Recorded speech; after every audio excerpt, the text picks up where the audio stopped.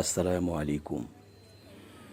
প্রিয় দর্শক এবং শ্রোতা, আজকের এই আলোচনাটি সেন্সিটিভ এবং একটু দীর্ঘ হতে পারে, কারণ ধীরে ধীরে আলোচনার বিষয়টিতে যখন গভীরে ঢুকব তখন জমে উঠবে। বন্ধুগণ, যারা বুক পেতে রক্ত দিতে পারে দেশের জন্য, অথবা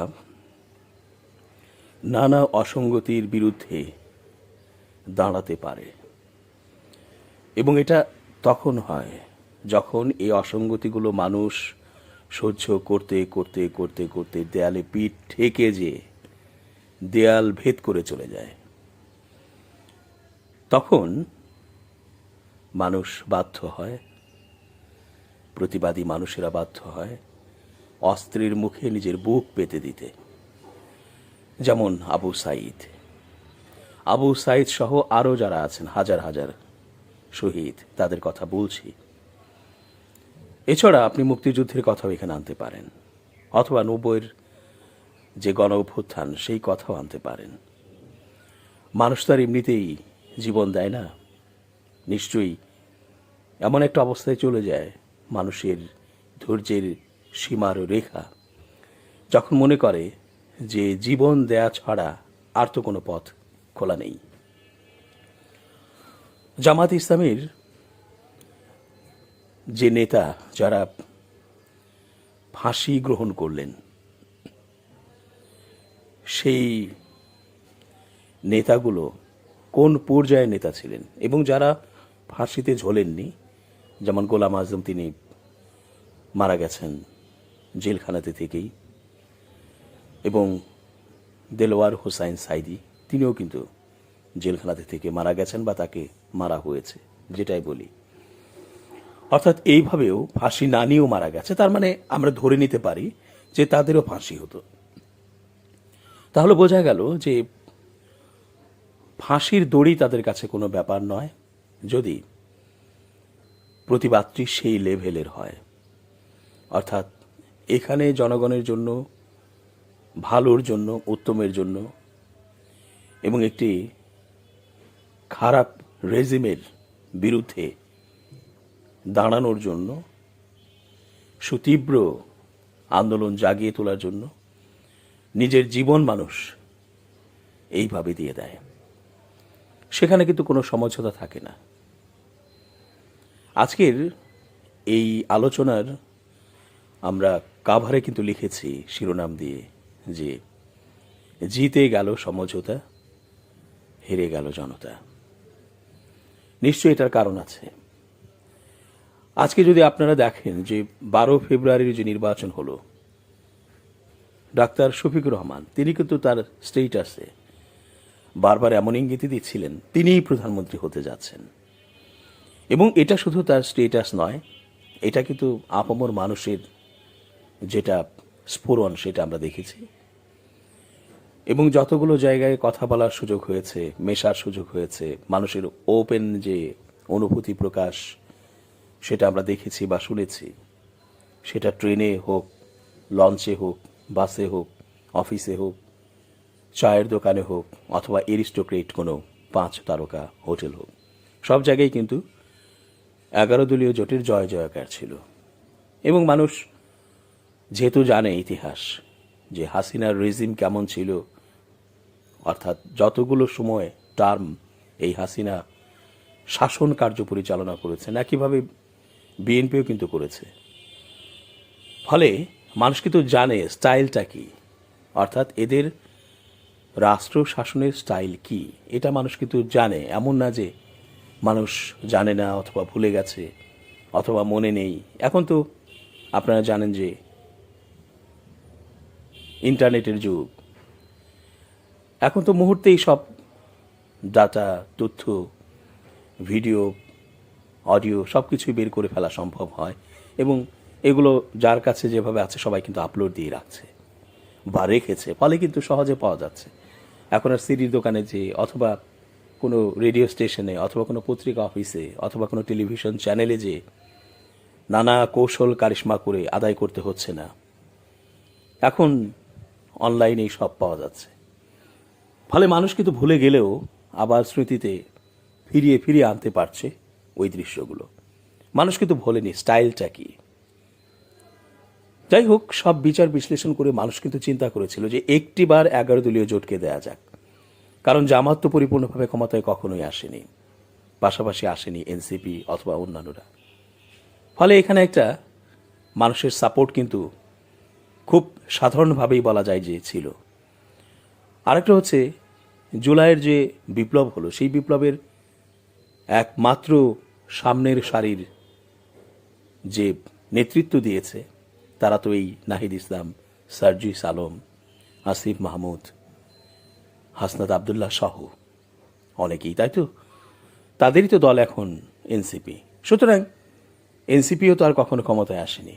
যারা নিজের জীবনকে তুচ্ছ জ্ঞান করে এবং পুলিশের নিশ্চিত গুলির আঘাতে মৃত্যু এটা জেনে বুক পেতে দিল, পুলিশের নির্যাতন, নানা রকমের ইন্টারোগেশন, নানা রকমের রিমান্ড, নানা রকমের জোরপূর্বক কথা আদায়, সব কিছুকে তারা ফেস করল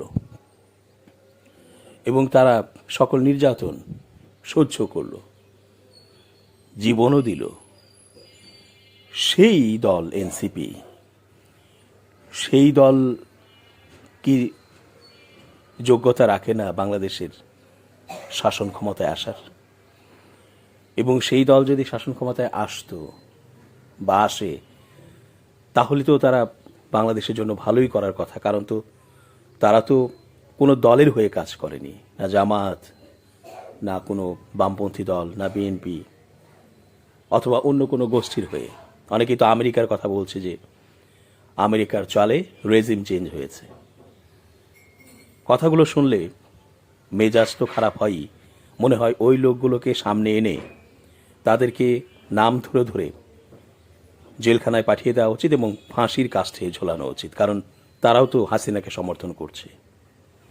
হাসিনাকে সমর্থন করা মানেই হচ্ছে ওই যারা আত্মাহুতি দিল তাদের যে লক্ষ্য উদ্দেশ্য ছিল, মূল্যবোধ ছিল, এবং যে মূল্যবোধ, লক্ষ্য উদ্দেশ্য সাধারণ মানুষের লক্ষ্য উদ্দেশ্য এবং মূল্যবোধ এক, ফলেই কিন্তু বিপ্লব হয়েছে। একটা টেলিপ্যাথির তরঙ্গ, কেউ কাউকে কোনো নির্দেশনা দেয়নি, অথচ ভেতর থেকে সবাই ফুঁসে উঠেছিল, যার যার মতো রাস্তায় নেমে এসেছিল, আন্দোলনে অংশগ্রহণ করেছিল। কোনো নেতার প্রয়োজন ছিল না। একটা বিপ্লব হয়ে গেছে এবং কঠিন যে রেজিম চেঞ্জ করার জন্য একটি বিরোধী দল, মানে সত্যিকার বিরোধী দল, সেটা হচ্ছে বিএনপি। আর জাপাত ছিল ওই, আপনারা জানেন যে বানানো বিরোধী দল। ফলে বিএনপির মতো একটি দল, সেই দলের কর্মীদের খুঁজে পাওয়া যাচ্ছিল না। বিএনপি নেই এবং আওয়ামী লীগের নেতারা বারবার বলছিলেন যে আরও 1-2 বছর পর বিএনপি নিঃশেষ হয়ে যাবে। কারণ কয়েকটি নির্বাচনে বিএনপি অংশগ্রহণ করেনি। বিএনপির যে দৈন্যদশা শুরু হয়েছিল তাতে বোঝা যাচ্ছিল বিএনপির কোনো কর্মী, নেতা অথবা ছোট নেতা অথবা মহল্লার কোনো একজন, মানে বলা যায় যে মুরব্বী, কেউ ছিল না। তরুণেরাও ছিল না তাদের। তখন কোথায় ছাত্রদল, কোথায় যুবদল, কোথায় বা কেউ ছিল না। ফলে বলাই হচ্ছিল আওয়ামী লীগের পক্ষ থেকে যে বিএনপি নিশ্চিহ্নের পথে। আসলে তাই ছিল। যাকে জিজ্ঞেস করা হতো, যার সাথেই কথা বলা হতো, যার কথাই শোনা হতো, যাকেই দেখা যেত, সবাই আওয়ামী লীগ করেন, সবাই শ্রমিক লীগ, যুবলীগ, ছাত্রলীগ, স্টুডেন্ট লীগ, নানা কিছু। অর্থাৎ এই একটি দল, যে দলটি বেশ বড় হওয়া সত্ত্বেও, অর্থাৎ দুটো দলকেই তো আমরা প্রায়োরিটি দিই বাংলাদেশে, একটা হচ্ছে আওয়ামী লীগ আর একটি হচ্ছে বিএনপি।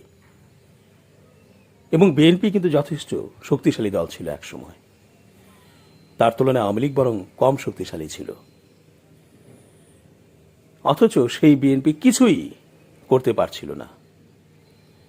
ওই বারবার তো বলা হয় যে বালুর যে ট্রাক ছিল সেই ট্রাকটা পর্যন্ত সরানোর শক্তি ছিল না।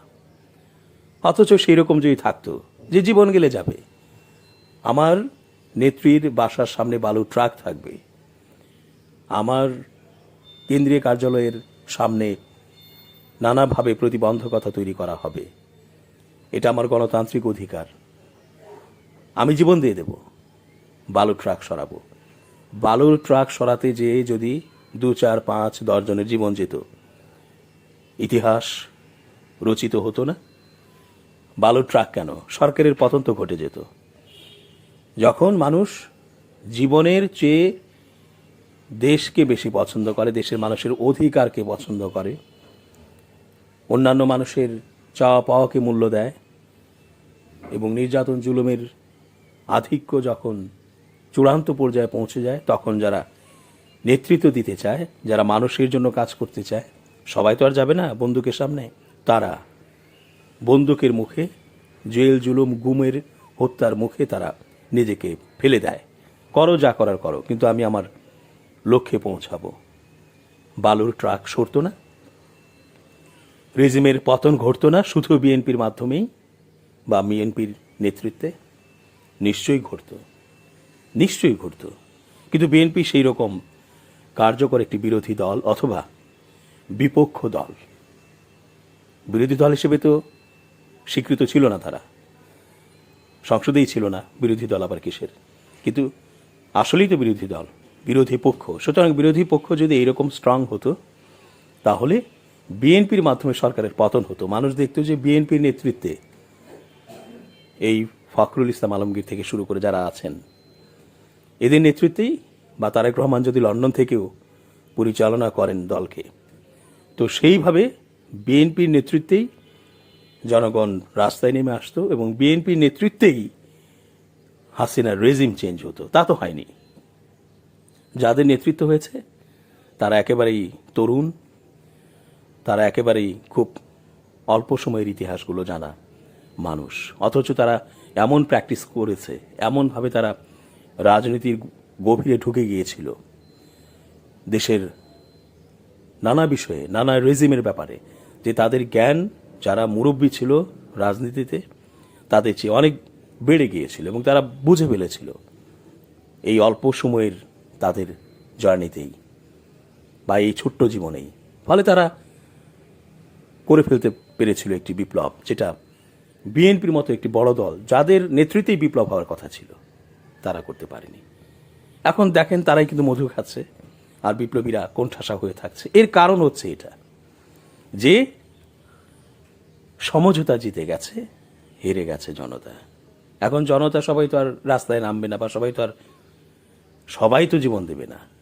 এখানে জুলাই বিপ্লবে ধরুন যে 2000 লোক, তরুণ যুবক নানা শ্রেণীর মানুষ মারা গেছে। এখন বাংলাদেশে 20 কোটি লোক আছে, সবাই তো আর বন্দুকের কাছে যাবে না, তাহলে তো সবাই নেতা হয়ে উঠত। ফলে যারা নেতা, যারা অগ্রগণ্য, যারা সামনে থাকতে চায়, যারা প্রতিবাদটি এগিয়ে নিয়ে যায়, যারা প্রতিবাদী কণ্ঠস্বর হয়, তারা স্বল্পই থাকে। তাদের নেতৃত্বেই একটি জাতি এগিয়ে যায়, একটি রাষ্ট্র এগিয়ে যায়, একটি সভ্যতার বিনির্মাণ হয়। সুতরাং এখানে যদি এই যে আমি বলছি, আমাকে যদি কেউ বলে যে আপনি কতগুলো মিছিল মিটিংয়ে গেছেন সেই বিপ্লবের সময়, তাহলে এই প্রশ্ন করা ঠিক হবে না। আবার এক একজনের রোল এক এক রকম। কেউ হয়তো লেখক, তিনি লেখালেখিতে তার প্রতিবাদ জানিয়ে যাচ্ছেন। কেউ হয়তো লেখালেখি করতে পছন্দ করেন না, সে সরাসরি ময়দানে যেতে পছন্দ করেন, সেখানে লড়তে পছন্দ করেন, তিনি অস্ত্র নিয়ে ময়দানে যাবেন, অথবা তার স্লোগান নিয়ে তিনি ময়দানে যাবেন, যেটা আমাদের বিপ্লবীরা করেছে। শুধু স্লোগান নিয়েই ময়দানে গেছে, তাদের হাতে কিছুই ছিল না।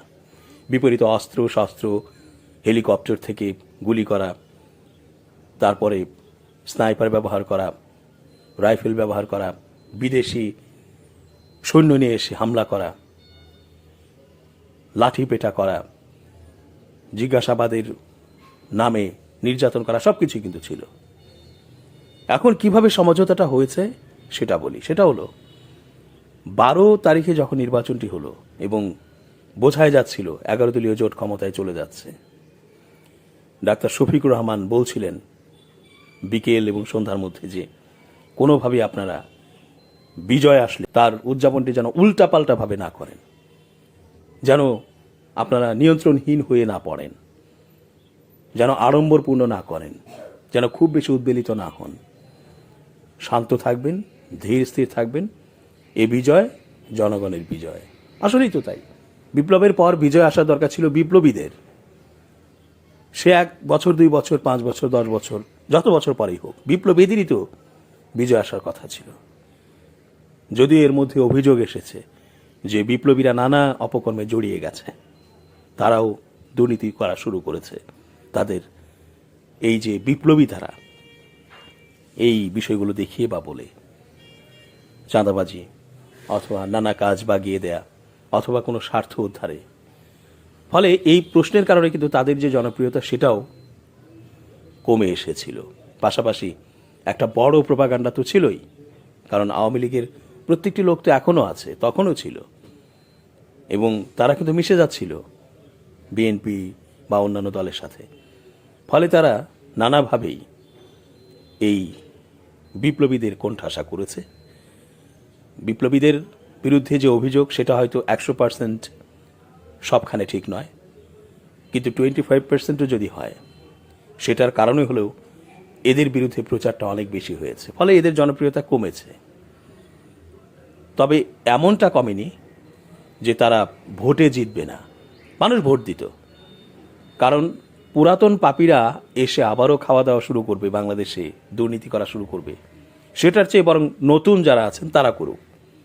তারা করলেও কিন্তু যেহেতু তাদের মধ্যে একটি বিপ্লবী চেতনা আছে, একটি রেজিমের পরিবর্তন ঘটনার পেছনে মোটা দাগে অনেকগুলো কারণ আছে, যে কারণগুলোর জন্য তারা ফাইট করেছে, লড়েছে। সুতরাং তারা ওই বিষয়গুলো যখন ক্ষমতায় আসতো নিশ্চয়ই অ্যাড্রেস করত এবং সেই দিকগুলোতে বাংলাদেশকে একটা দারুণ পারফরমেন্সে নিয়ে যেত।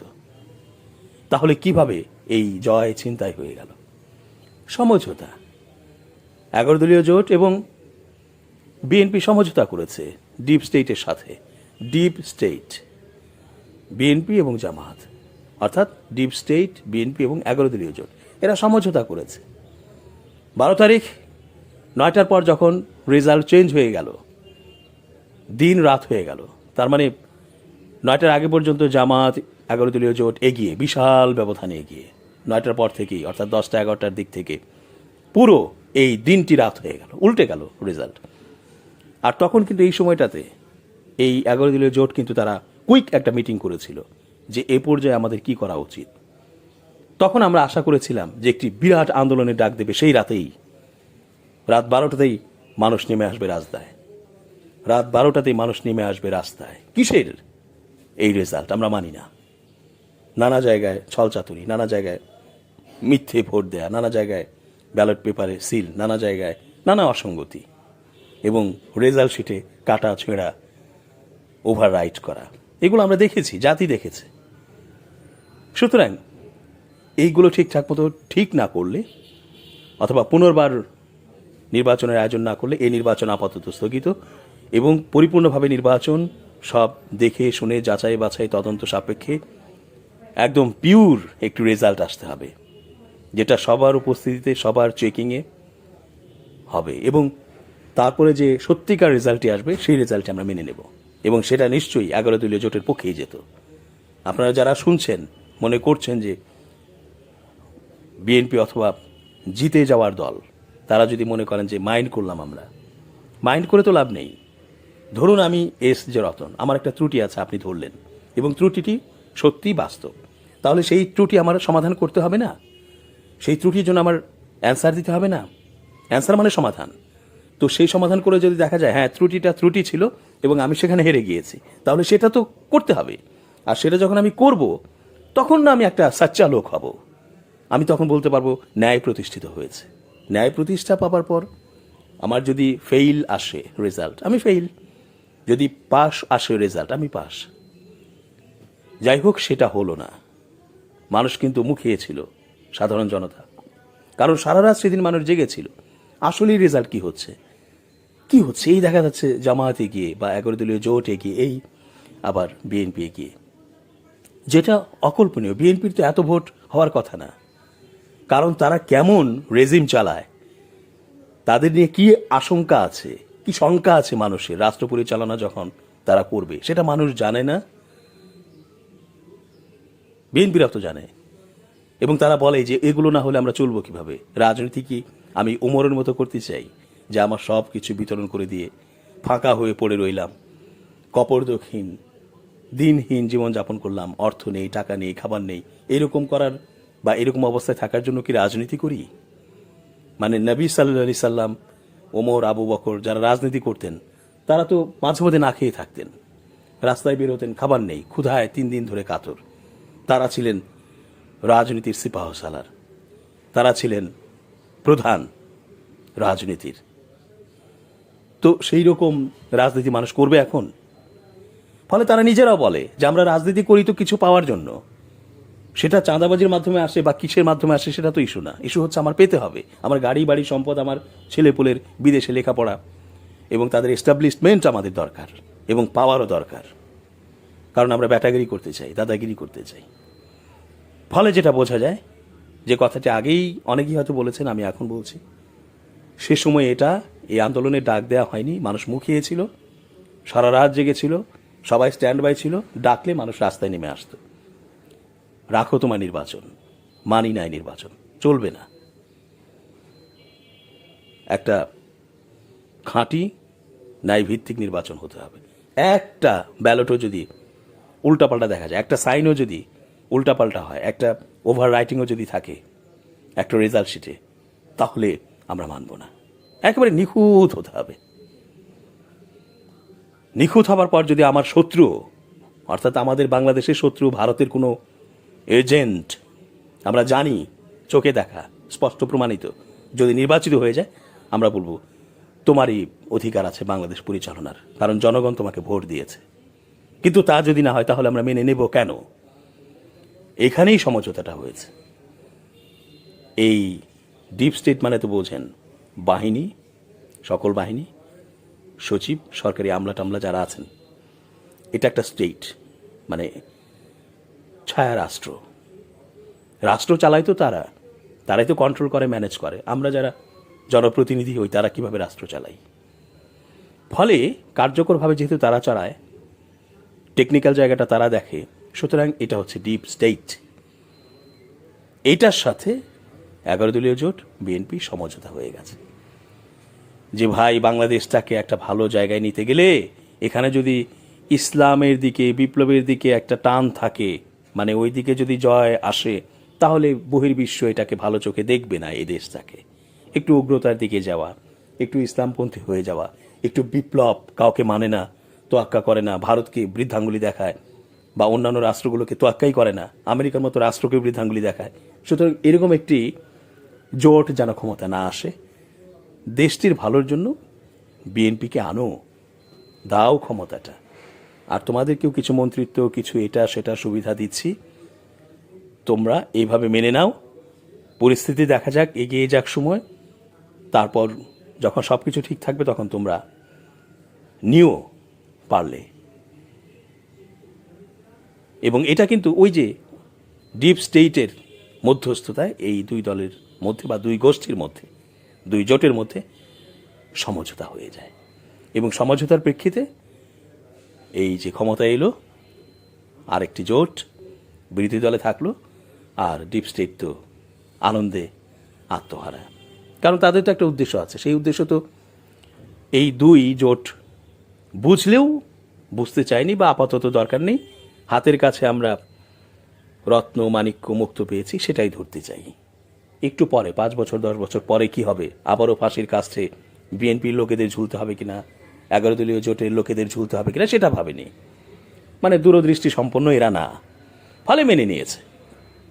আর দূরদৃষ্টি সম্পন্ন কিন্তু ওই ডিপ স্টেট, তারা কিন্তু ওই হাসিনা রিজিমকে আবারও ফিরিয়ে আনবে, এটা একটা কচি খোকা বুঝতে পারছে। কিন্তু মধ্যস্থতা করেছে ওনারা, মানে ওই অংশটি, আর এই দুইজন সেটা লুফে নিয়ে শান্তিমতো রাষ্ট্র চালাচ্ছে।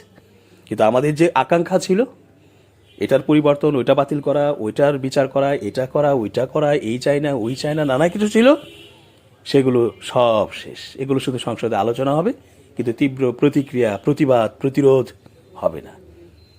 যারা জীবন দিতে পারে অধিকার আদায়ের জন্য, জনগণের জন্য, মূল্যবোধের প্রতিষ্ঠা পাবার জন্য, ন্যায় প্রতিষ্ঠার জন্য, তারা এখন আর জীবন দিতে রাজি নয়।